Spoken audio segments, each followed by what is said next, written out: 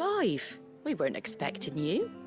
I wasn't expecting to be here, but it seems we still owe you a considerable amount of coin for your help with our rebuilding efforts.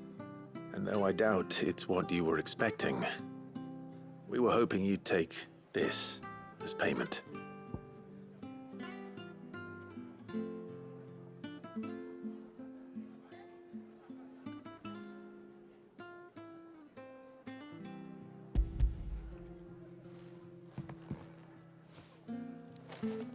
A star ruby? I can't accept this. It's worth at least twice what you owe me. More if you can find yourself the right buyer. Think of the difference as interest. Interest? If word got out I charged that much, no one would ever borrow from me again. Anyway, why are you the one here asking me about this? I'd have expected Otto. Bit much sending the Lord Marquis out to settle your debts, isn't it? The old goat working himself to death again. Something like that. Most days I think he's the only reason the hideaway's still standing. Same as always, eh? Back when the place was nothing but a twinkle in the eye of a recently retired Lord Commander, word is he was the first one Sid reached out to. Probably knew that without his strong arm and level head, the idea would never get off the ground. Sid may have been the face of the hideaway, but Otto's always been the backbone. And when Sid passed away, we were all worried that would be the end of it. That Otto would just give up. His death was hard on everyone. But it must have hit Otto hardest of all. But he didn't give up, did he? Quite the opposite, in fact. If I recall, he was the one who nominated you as Sid's replacement, and rallied the rest around you. I reckon what he saw in Sid, he saw in you too. And don't we all? Doesn't hurt that you're half as stubborn and twice as handsome, neither. That, and you keep good company. I suppose I do.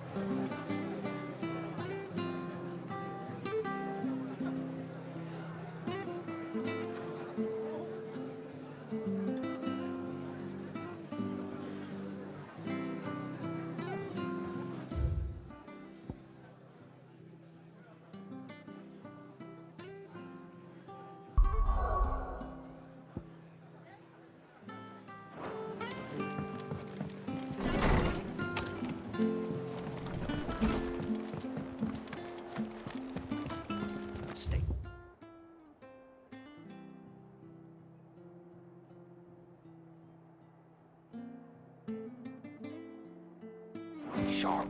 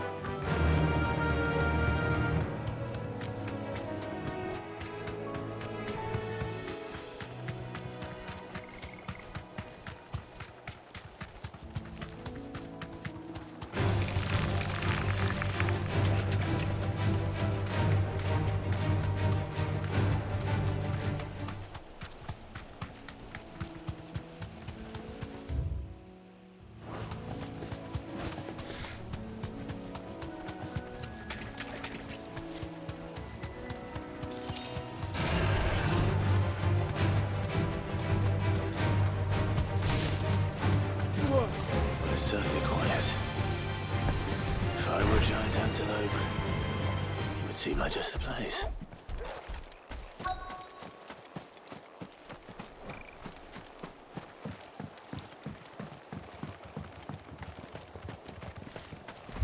I doubt we'll find one bigger than that. You hungry, Torgal? Get him! Over here! Nice one!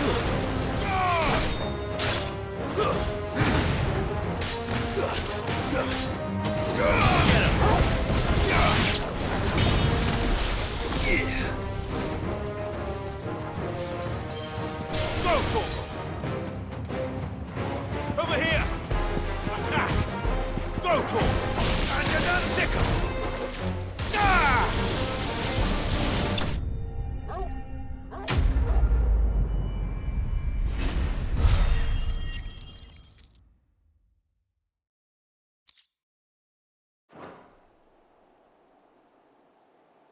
Now,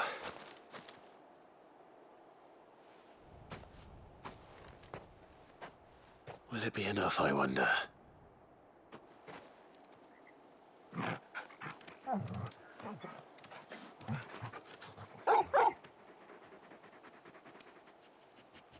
I say that answers my question, which means we owe the lawsmen our thanks. You're just a big puppy, aren't you? A very big puppy.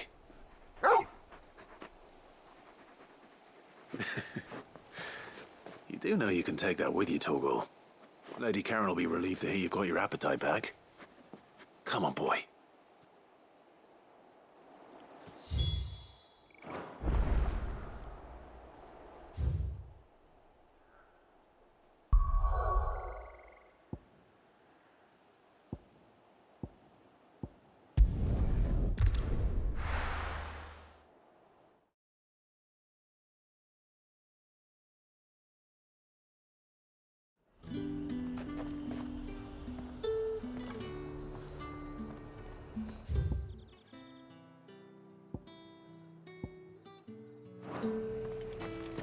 There's Tom.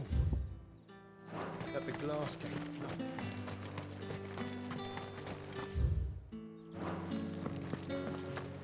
Citizens are free to come and go as they please.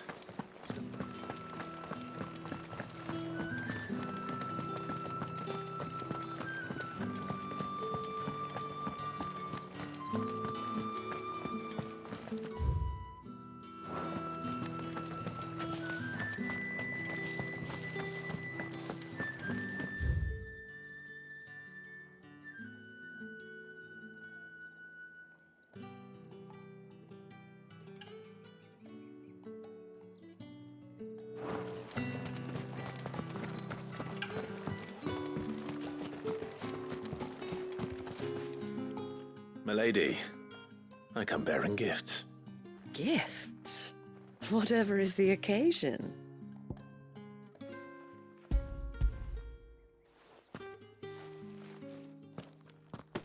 Oh my. Clive, you really have outdone yourself. Otto asked me to give it to you. To settle the Hideaway's debt with the Veil. And to compensate you for the time it took us to do so. You disappoint me, Clive. I thought you might finally be warming to me. Tell Otto he can keep his baubles. I tried to tell him as much the first time around. The man owes me nothing, nor does the Hideaway. My contribution to the restoration effort was made freely and willingly. It was the least I could do. You once told me Sid did you a kindness. I'd like to do the same. Please, accept it. For my sake. And for Otto's. For all of us. For all you've done. It is rather fetching, isn't it? Very well. Otto is lucky to have you, Clive. I doubt anything could ever replace his son. But you and the others at the Hideaway are the closest thing he has to family. Otto had a son. Long ago, yes. Sid told me Otto lost him when he was just a boy, and blamed himself for not being able to stop it. I don't know how it happened, whether there was anything he could have done, but it was clear that it weighed heavily on him. I didn't know. How could you have? I doubt anyone did. Besides Sid, I've never met a man more keen to bear his sorrows in stoic silence. An ill habit, given that both have always been surrounded by friends desperate to help them. I'm beginning to see that.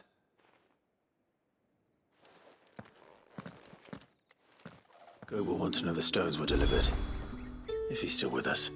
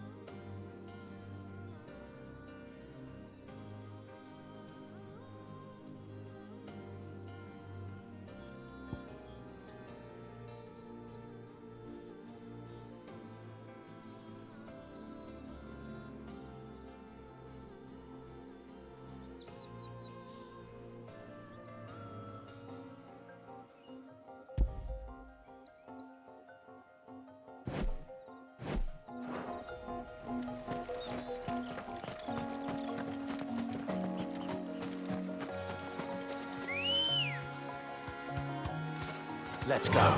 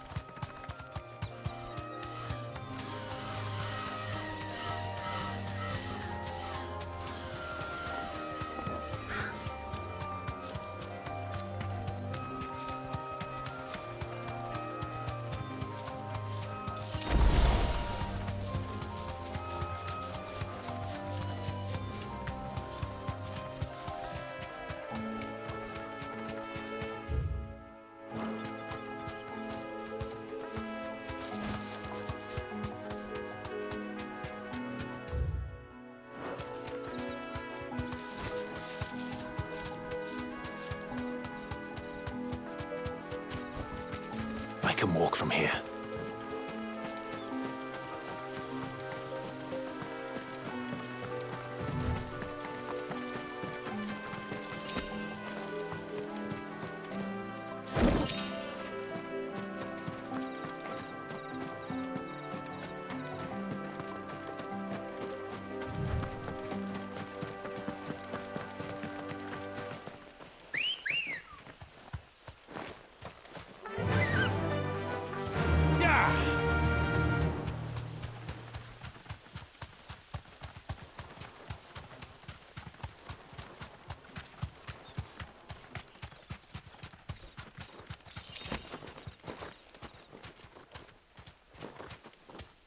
That'll do, girl. Look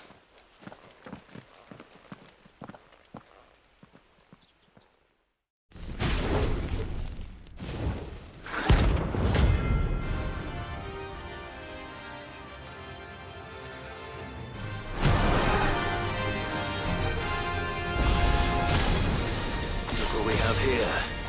Greetings, Your Majesty. Get him!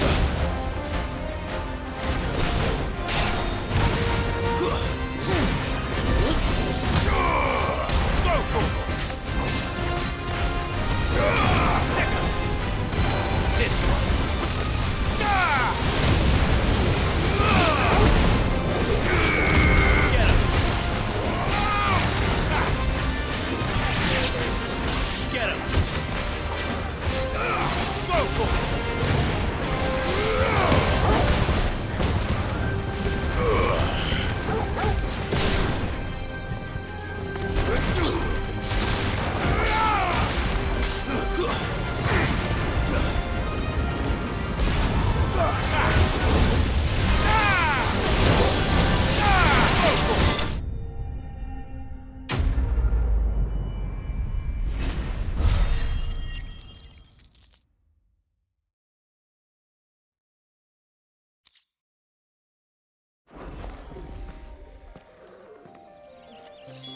Your reign is over.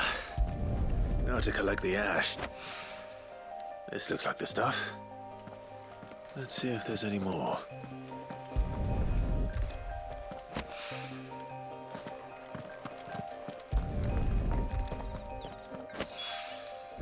That should do it. If a wine is more than this, he can fetch it himself.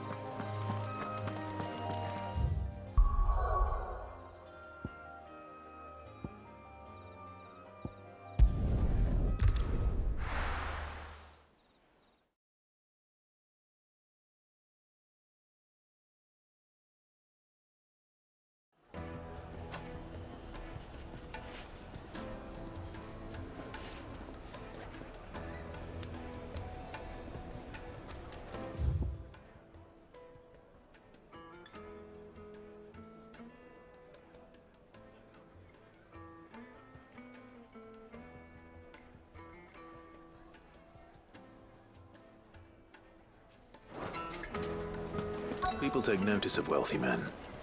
Shouldn't be too hard to track down Karen's collector. It's gone.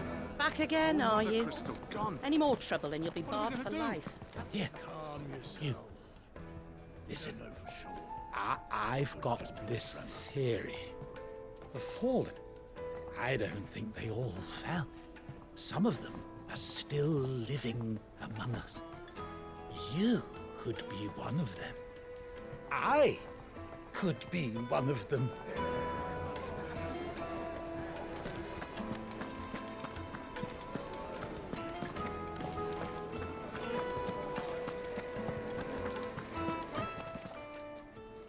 My reputation will be ruined! Ruined! Calm yourself, Lord Ignac, I beg of you, before you do yourself a mischief. Pardon the intrusion, but Out! Get out! I paid for these rooms so I wouldn't be disturbed. Leave me be!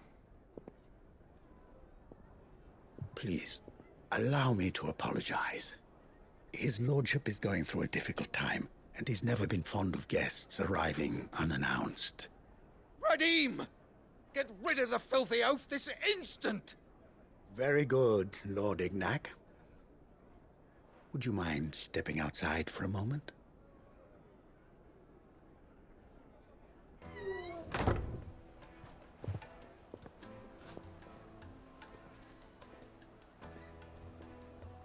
I'm sorry if I've caused you any trouble. That? Oh, no. That's just how his lordship is. Though the morning's events have left him somewhat fractious. He has been dispossessed of his luggage, you see. The thieves also made away with a considerable amount of coin. Coin the innkeeper will soon be keen to collect. I don't suppose a certain blade was among the stolen items. A single-edged sword. It was purchased from a merchant friend of mine. Ah, you know Lady Karen. Yes, I'm afraid it was. Then I'll retrieve Lord Ignac's luggage. But I have one condition. You have but to state it. You are welcome to anything that is within my power to grant. I want an audience with Lord Ignac. A few minutes should be enough. Then I'll be on my way. A condition I would be a fool to refuse. Of course, you shall have your audience. I don't suppose you saw where the thieves went. I did not, no. Though some discreet inquiries made on his lordship's behalf mean that I know where you might find them. The bandit's bed. Every ill-gotten coin in Dalamel is said to pass through that disreputable corner of the Valcroy. And that's where I'm heading. I shall speak to Lord Ignac in your absence, and arrange for an audience upon your triumphant return. That will be very kind of you. Farewell, and best of luck.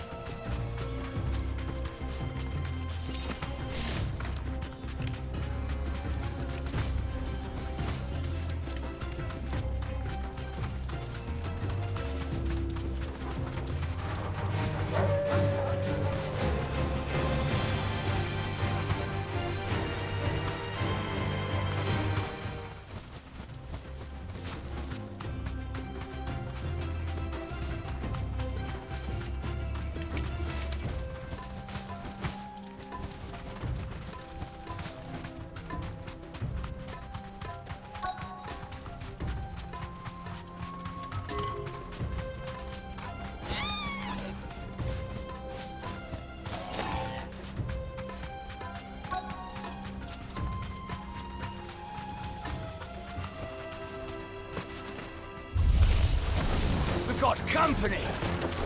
Come on, lads, let's tear the bastard's head off!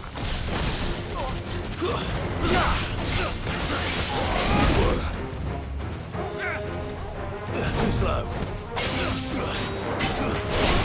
Get him!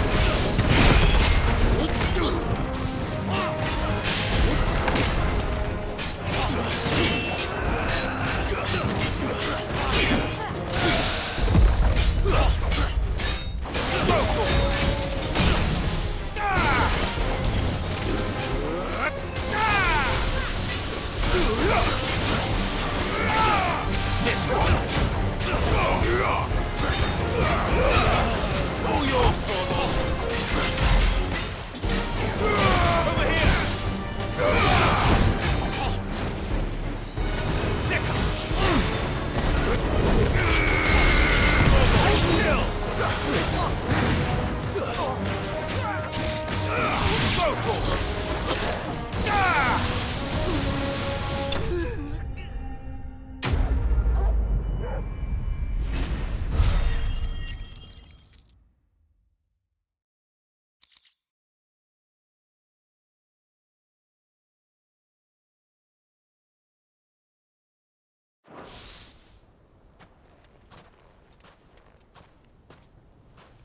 This must be Ignac's luggage. Nothing seems to be damaged. All right. Let's get it back to Dalamel.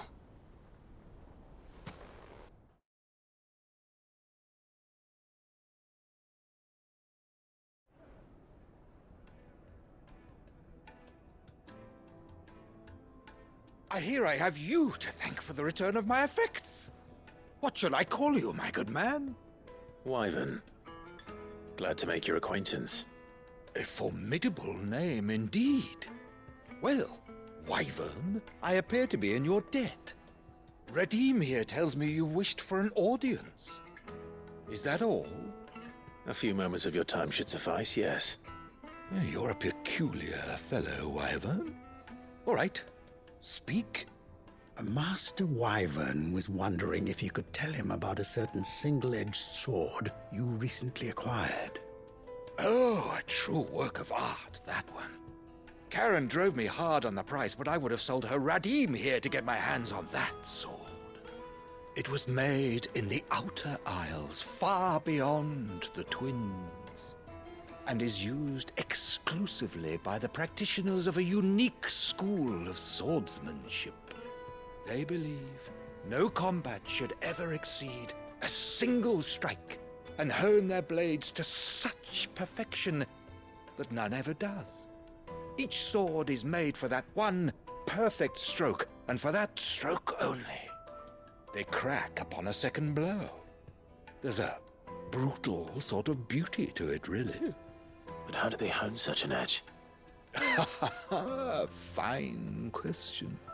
Why, they use a whetstone, of course. Whetstones, rather.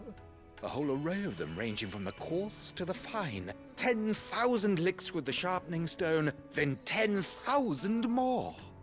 But it is the final stone which lends the blade its legendary sharpness. A mineral quite foreign to this great realm of ours. And that is the key. The secret ingredient.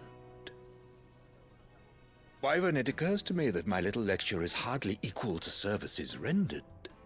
Take this, together with my regards. The very stone of which I spoke, far rarer among collectors than even the blade itself, and a far more fitting payment. Thank you. Pardon the intrusion, my lordship. However, it is long past time we prepared ourselves to depart. So it is. I am locked in bitter competition with a rival collector of curiosities. I am one step ahead of the unscrupulous scoundrel, but he is hard at my heels. And there are many other collectors out there. Too many to count, but only one do I consider my nemesis. Lord Byron Rosfield, and is a perennial thorn in my side. I can imagine. Farewell, Wyvern. May our paths cross again. Radim, we mustn't dawdle.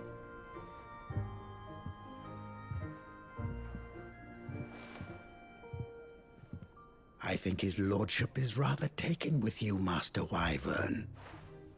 Thank you again for your assistance. Coming, my lordship. I'll be right there.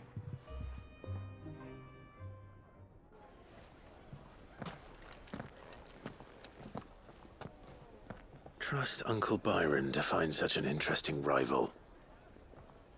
Now, let's see what Blackthorn makes of this whetstone, shall we?